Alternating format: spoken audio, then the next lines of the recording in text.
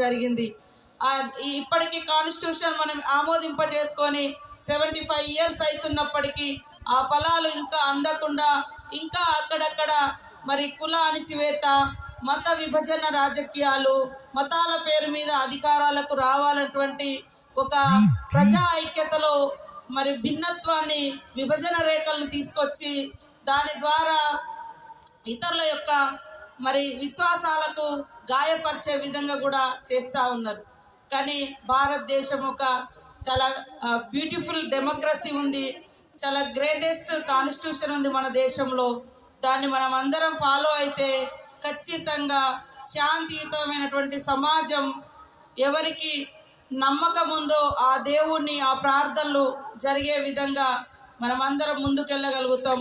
కాబట్టి దేవుడి బిడ్డలుగా, దేవుడి విశ్వాసకులుగా అందరికీ బాగుండాలని మరి రాబోయేటువంటి